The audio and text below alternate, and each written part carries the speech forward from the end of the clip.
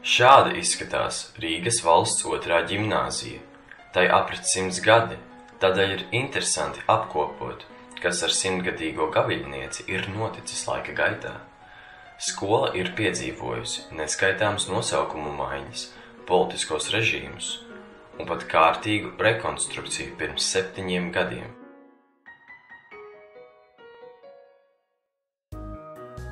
Fasāde ir veidota neorenesanses stilā, kas ir arī rūpīgi saglabāts visa gadsimta laikā. Tieši tāpēc šis objekts ir atzīts par īpašu un vēsturiski nozīmīgu pieminekli.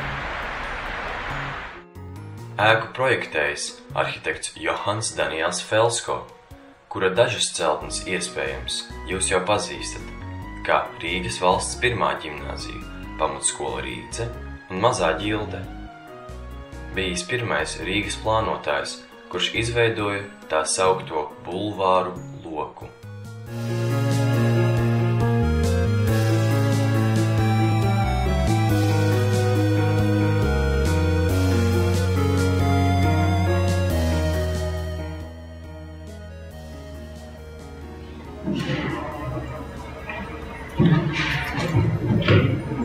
Ģimnāzijas ieejas durvis.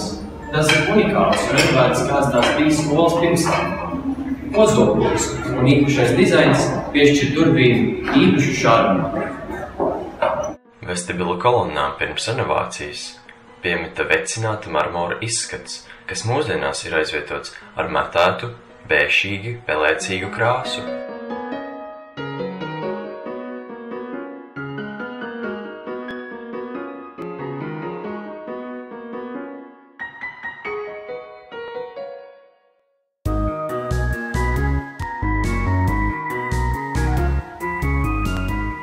Šeit direktors vada skolu.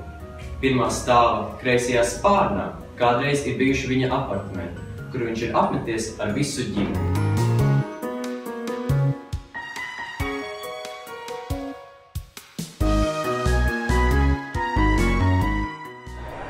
Es atrodos skolas muzejā. Šeit atrodas vēsturiski dokumenti un īpaši fotoalbumi, no kuriem arī mēs, komandā, esam smēlušies daudz informācijas.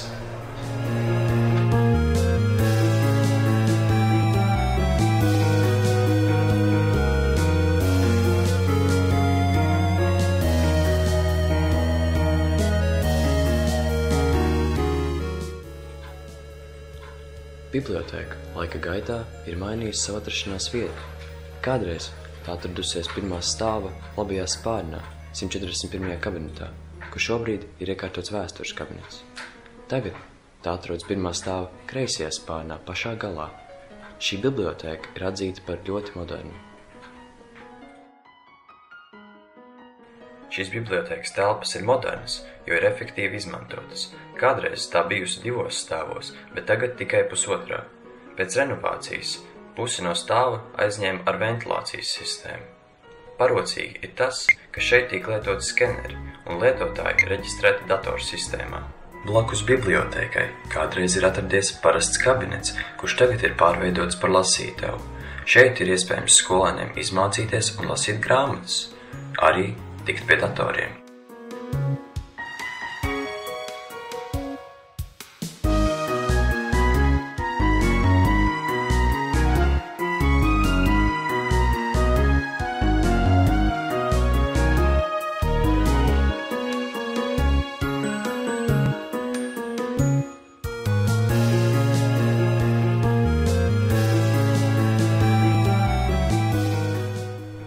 Vizuālās mākslas kabinets.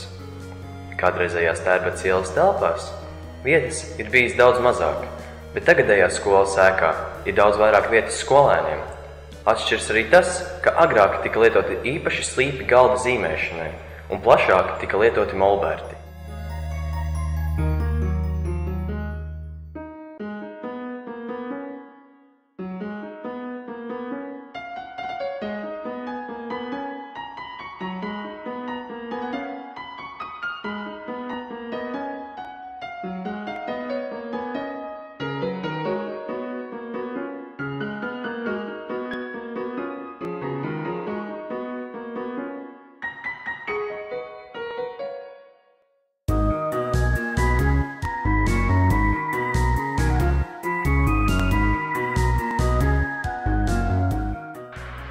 Šis ir ķīmijas kabinets. Protams, iekārtas un ekipējums ir kļuvušas modernākas.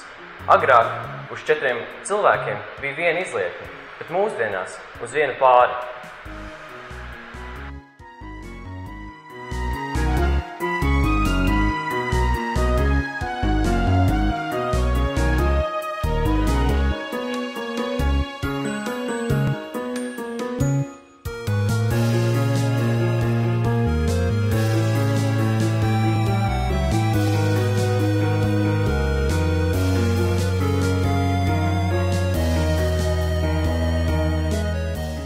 Pagrabstāvs ir kardināli mainījies, jo tā grīda tika padziļināta. Sākumā šeit augstums bija tikai 2 metri. Šobrīd šeit atrodas tukša telpa ar pāris soliņiem, kur skolēni var pārvilkt savus apavus. Šeit kādreiz arī atradās garderobe, kur audzēkļi varēja pašapkalpojoties nolikt savas āra drēbes. Šeit, kur tagad atrodas garderobe ar numuriņu sistēmu, kādreiz atradās meiteņu mājturības kabinets. Bet tagad šis kabinets ir pārcelts dažas klases uz sāniem.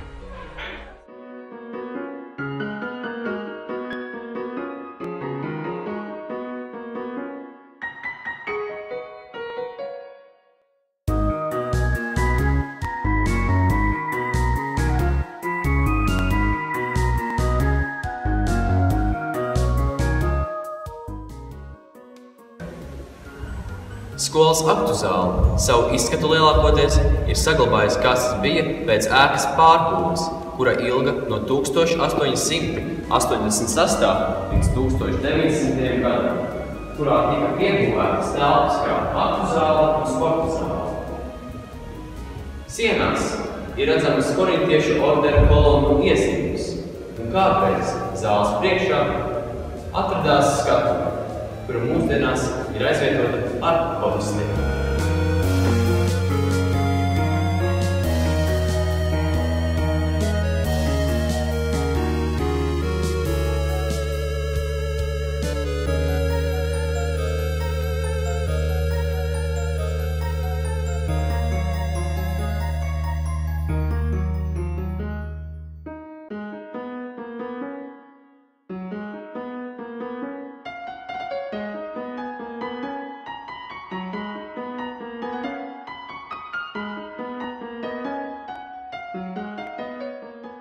Es atrodos skolas otrā pusē, aiz autostāvvietas, kādā pieticīgā sporta laukumā, kur kādreiz noteikti siltā laikā ir notikušas rītarosmes pirms 8.